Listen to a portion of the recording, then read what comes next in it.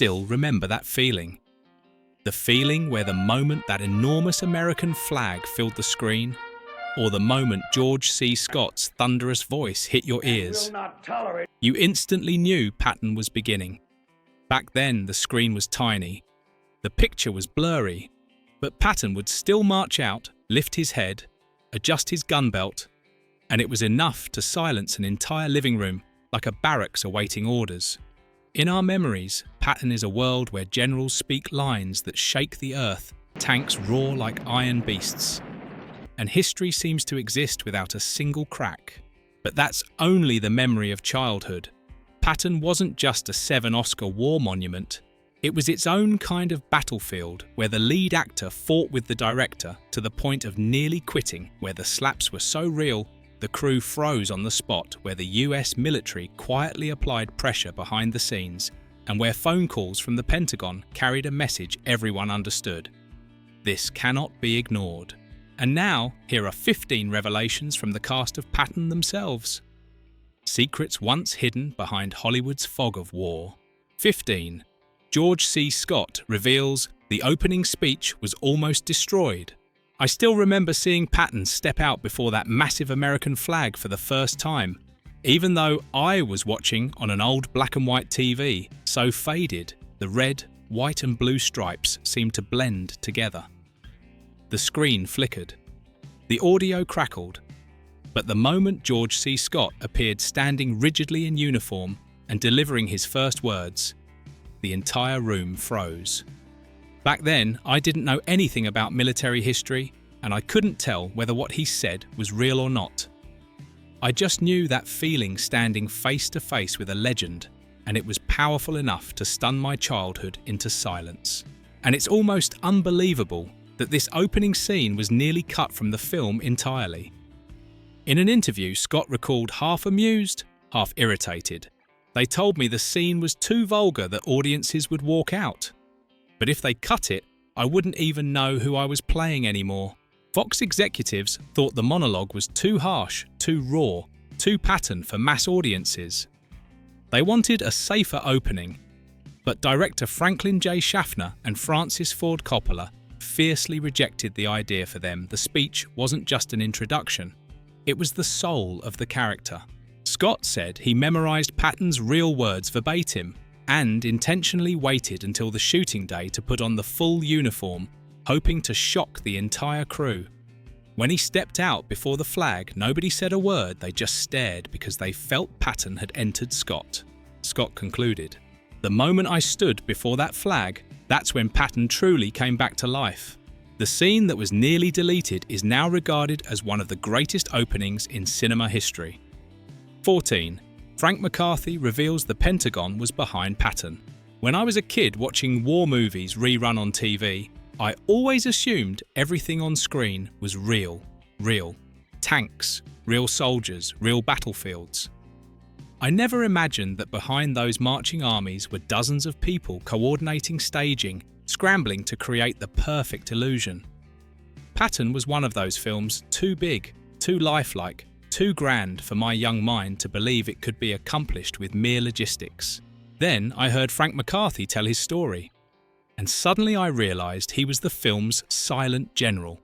McCarthy, who once served as Assistant Secretary of War, said he had chased the dream of making a Patton film for years almost as an obsession. Thanks to his military connections, he opened doors no outsider could ever touch classified military files. Real vehicles, real uniforms. He described filming in Spain, where Franco's government agreed to provide actual soldiers as extras and even lent them M48 tanks to repaint as German tanks. When historians complained about inaccuracies, McCarthy simply shrugged and delivered a line for the ages. Historians hate it, but audiences love it. I choose the audience.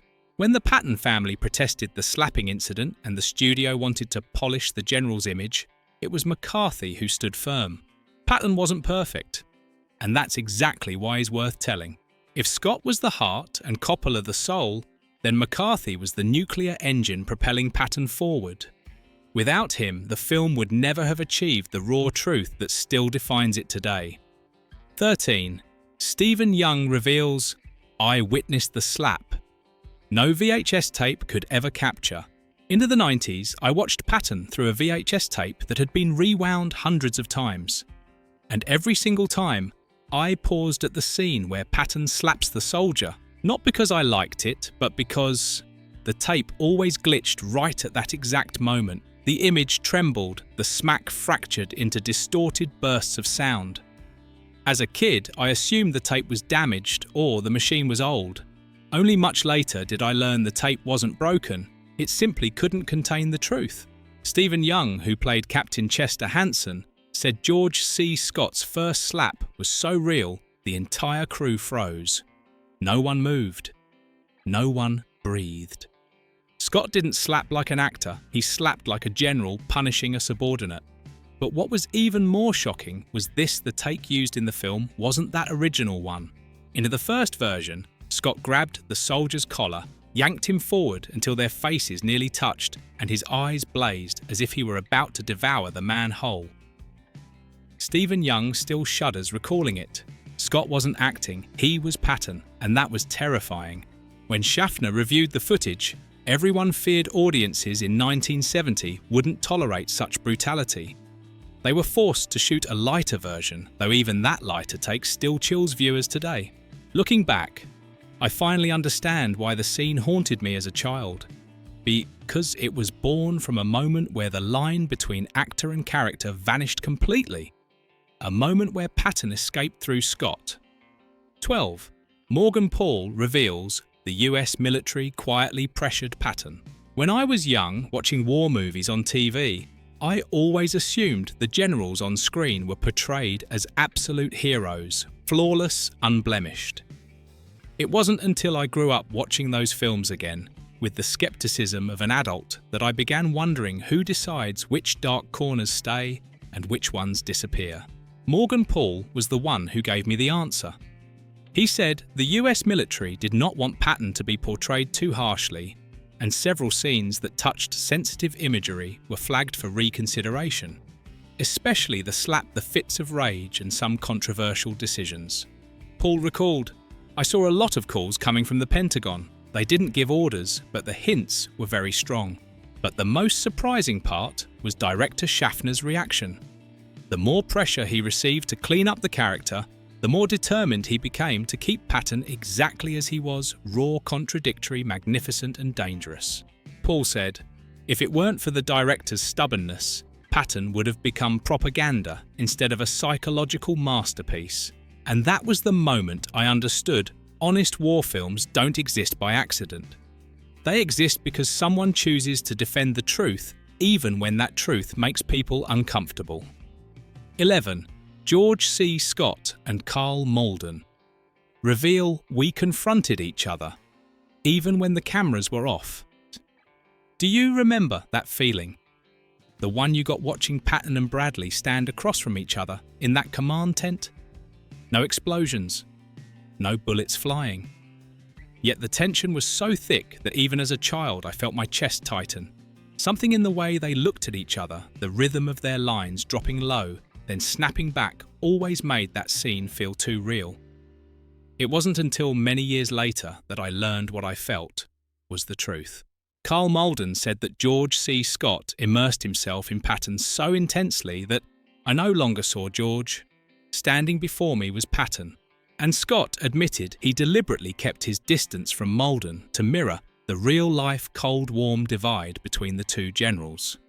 A crew member once said, "When Scott walked in, the whole set straightened up. When Malden entered, the air softened." No shouting, no arguments, just two opposing energies colliding so naturally that their shared scenes became real without needing to act.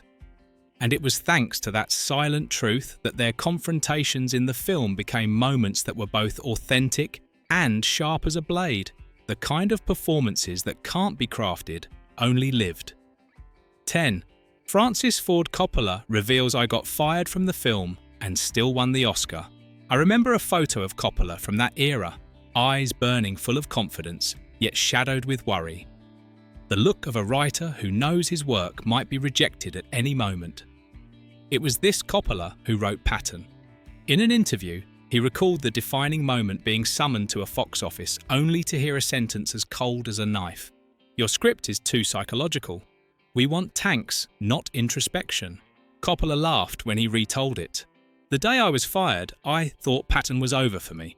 Draft after draft returned with notes scribbled on them. Detached comments like unfilmable and suggestions that he write something less thoughtful. Those remarks haunted him for years. And then, almost ironically, Patton won the Oscar for Best Screenplay. But Coppola wasn't at the ceremony. He was busy making another movie. When someone called to give him the news, he simply gave a wry laugh. The film they once said couldn't be made became the thing that silenced all of Hollywood. Is there any nostalgia more bittersweet than that a screenwriter fired from the project becoming the very person who carried it to greatness? 9.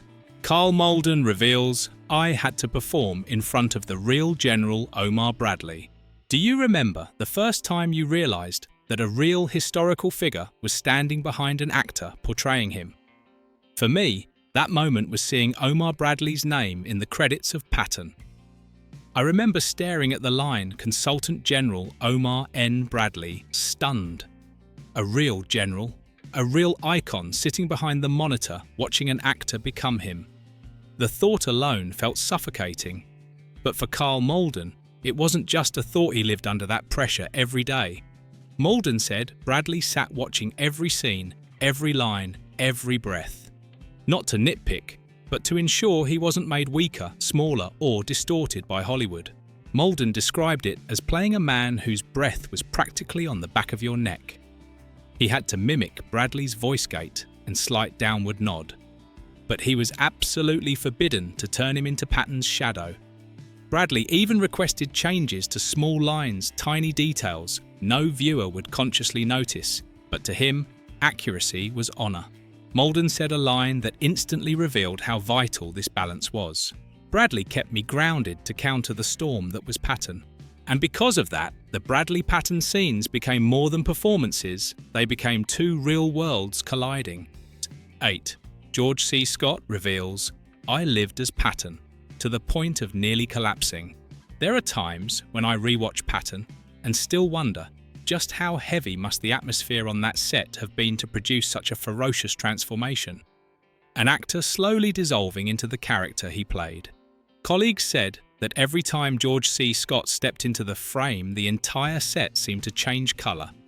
No one was told to be quiet, yet everyone instinctively lowered their voices. He didn't walk like an actor. He walked like a general inspecting a battlefield.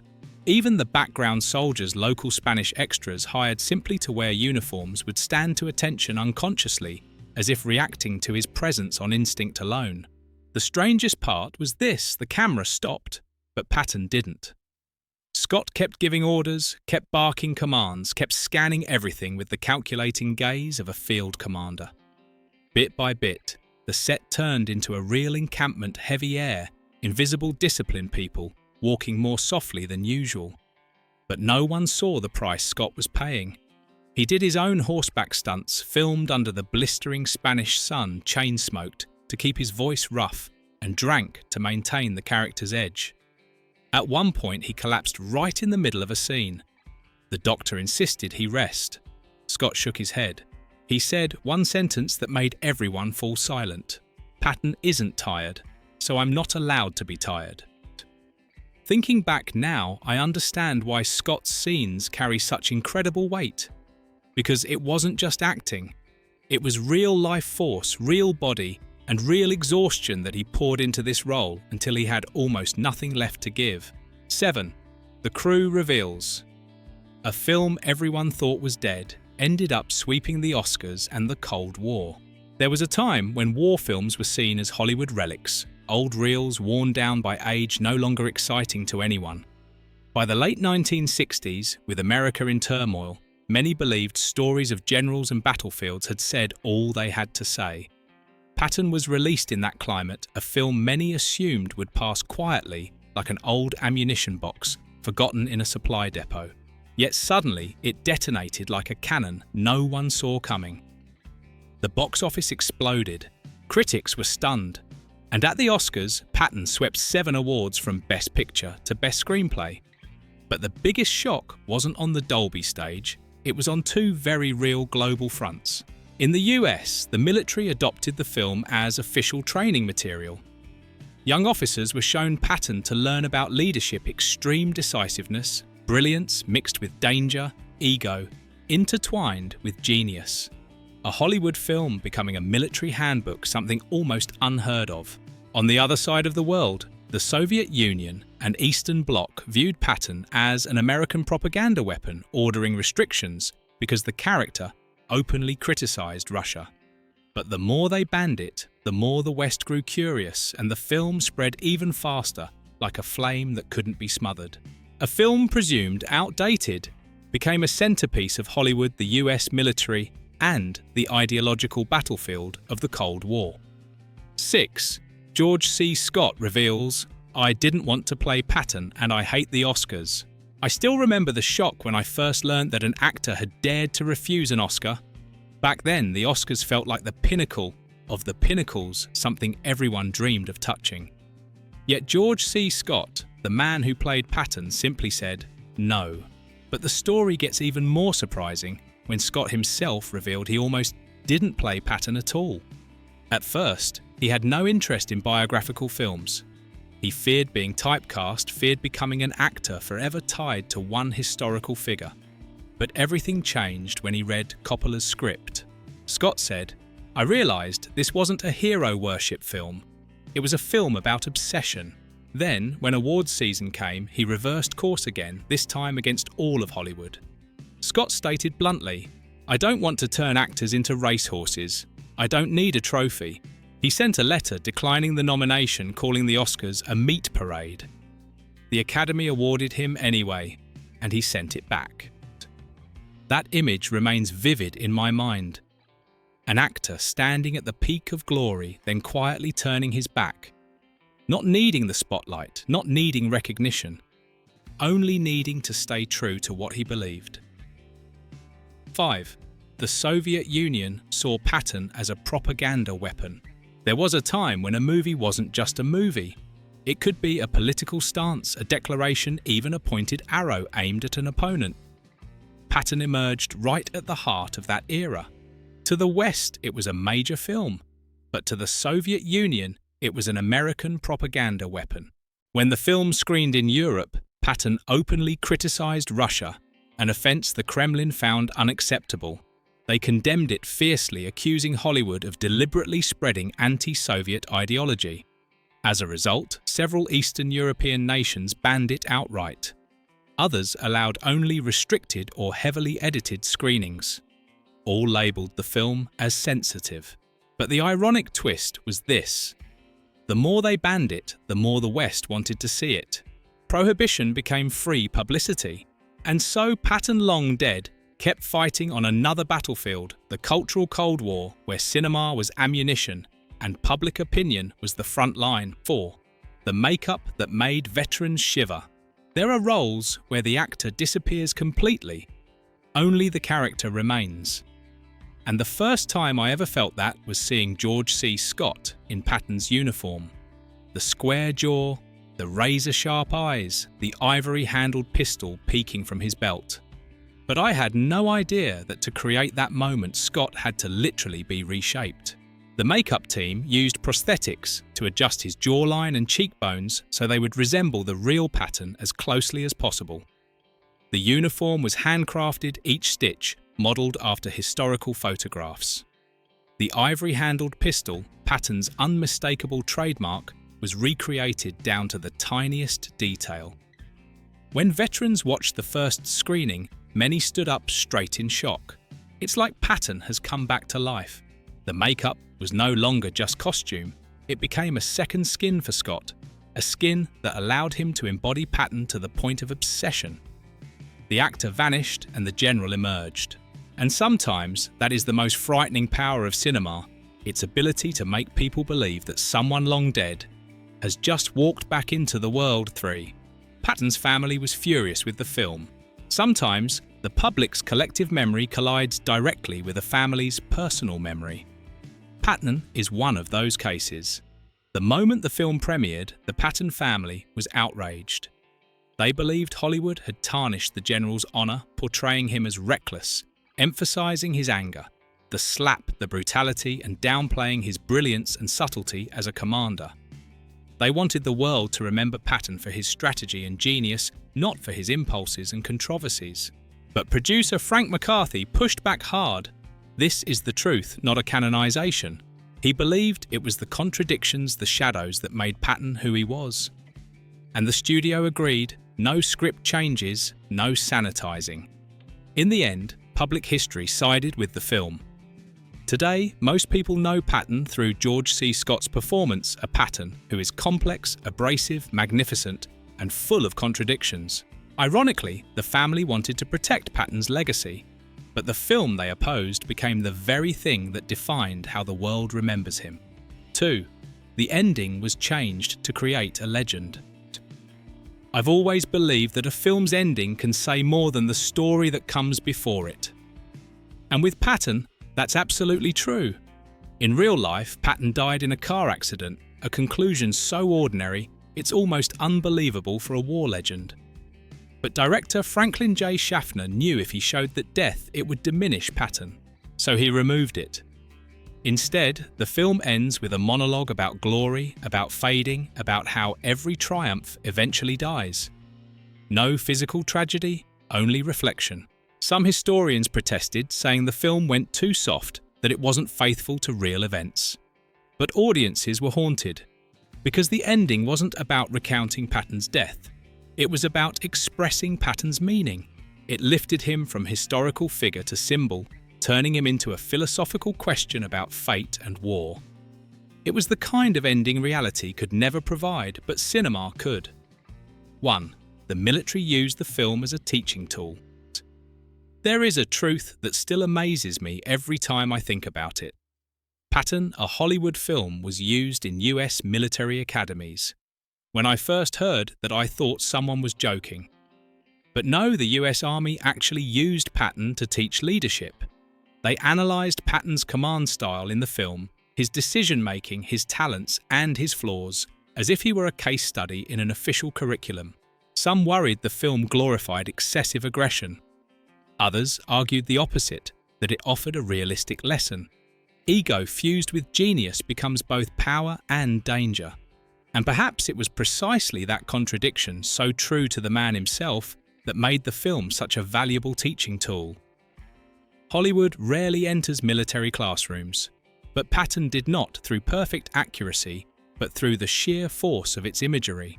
A long-dead general walked into a classroom.